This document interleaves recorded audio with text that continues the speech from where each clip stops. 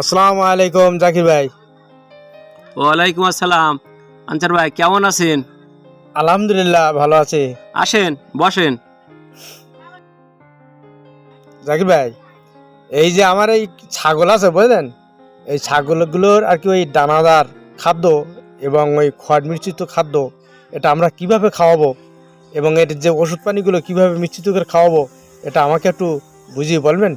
ও আচ্ছা, আনসার ভাই জি। আপনি বসেন এবং আমি বলছি এর মনোযোগ করে শোনেন।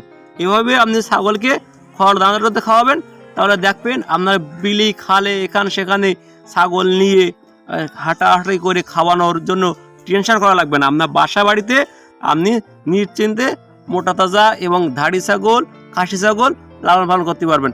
এটা সুন্দর করে শোনেন এবং আমি যেটা বলছি এভাবে আপনি ফলো করবেন, তাহলে নিশ্চিত আপনার ছাগল পালন এটা লাভজনক হবে। বুঝছেন? আচ্ছা আচ্ছা ঠিক আছে, তাই বলুন। ওকে, তাহলে আসুন আমরা প্রিয় দর্শক আনসার ভাই কি আমরা যে কথাটা বলছি আপনারাও মনোযোগ করে শোনেন এবং এভাবে ফলো করলে আপনিও ছাগল পালন করতে পারবেন।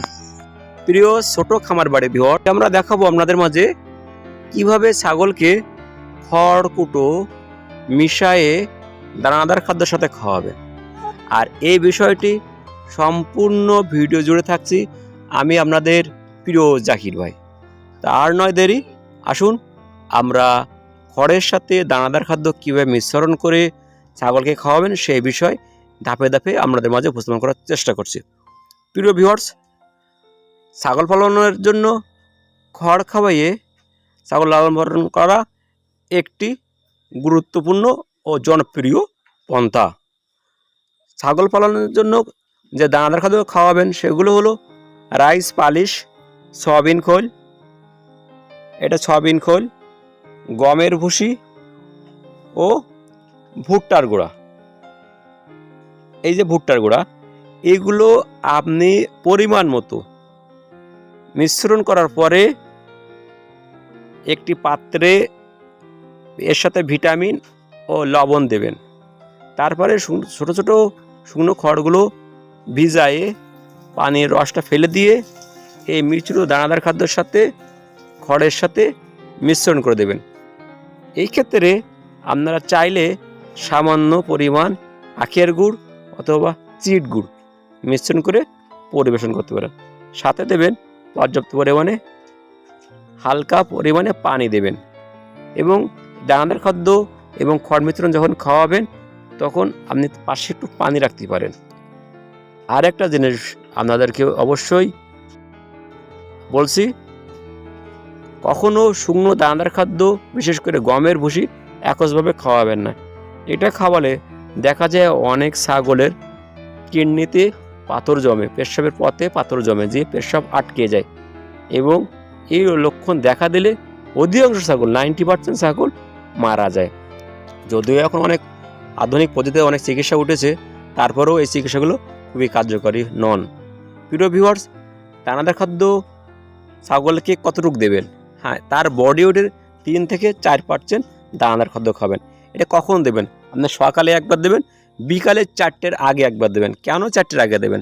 সাধারণত খাওয়ার পরে ছাগল হাঁটাচলা নড়াচড়া কম করে, এজন্য এই দানার খাদ্যগুলো তার স্টোমাকে যখন উপস্থিত হবে তখন গ্যাস হতে পারে এবং বদহজম হতে পারে। এজন্য আমাদের মানুষের ক্ষেত্রে বলা আছে যে রাত্রে খাওয়ার পরে একটু হাঁটানো। প্রিয় ভিউয়ার্স, ছাগলকে প্রতিনিয়ত আপনি টিকা দেবেন এবং কীটনাশক ওষুধ খাওয়াবেন। কাছাকাছি দিতে পারতেছেন না, তাদেরকে অবশ্যই তার দানাদার খাদ্যের সাথে অল্প অল্প ক্যালসিয়াম খাওয়াবেন। ক্যালসিয়াম ডিসিপি পাউডার খাওয়াতে পারেন অপশন কোম্পানির। ফ্যাট গোল্ড পাউডার পাওয়া যায়, এটা যাতে ফ্যাটেনিংয়ের জন্য কাজ করে, খাসিরগুলো এগুলো খাওয়াতে পারেন। আপনি মিল বুস্ট খাওয়াতে পারেন, যে সব ছাগল বাচ্চা দিচ্ছে, দুধ দিচ্ছে, ছাগলকে মিল বুস্ট খাওয়াতে পারেন। আপনি ক্যালসিয়াম খাওয়াতে পারেন, লিকুইড ক্যালসিয়াম একটা নাম বলি, সেটা হলো ওরাক্যাল ক্যালসিয়াম খাওয়াতে পারেন। আপনি ভিস্টাক্যাল গোল্ড ক্যালসিয়াম খাওয়াতে পারেন, আপনি সানকালভেট সিরাপ খাওয়াতে পারেন, সিপিভেট সিরাপ খাওয়াতে পারেন। এগুলো কিন্তু সব ক্যালসিয়াম। আপনি ক্যাপসুল একটা ক্যালসিয়াম আছে, এটাও কিন্তু আপনার অনেক ভালো, এই ক্যালসিয়ামটা খাওয়াতে পারেন। এবং এর সাথেই আপনি এডি খাওয়াবেন। 1 লিটার ক্যালসিয়ামের সাথে 100 মিলি এডি মিশ্রণ করার পরে এই মিশ্রিত এডি এবং ক্যালসিয়াম প্রতিদিন একটি ছাগলকে 20 থেকে 30 মিলি দেবেন। প্রিয় ভিউয়ার্স, আমাদের ভিডিওটি আপনার ভালো লাগলে একটি লাইক দেবেন, কমেন্ট করবেন, শেয়ার দেবেন। আপনাদের সাথে আবার দেখা হবে আগামীতে নতুন কোনো একটি ভিডিও নিয়ে। ততক্ষণ পর্যন্ত আপনারা সুস্থ থাকেন, ভালো থাকেন, এই প্রত্যাশায় আজ এখানে শেষ করছি। আল্লাহ হাফেজ। আসসালামু আলাইকুম ওয়া রাহমাতুল্লাহি ওয়া বারাকাতুহু।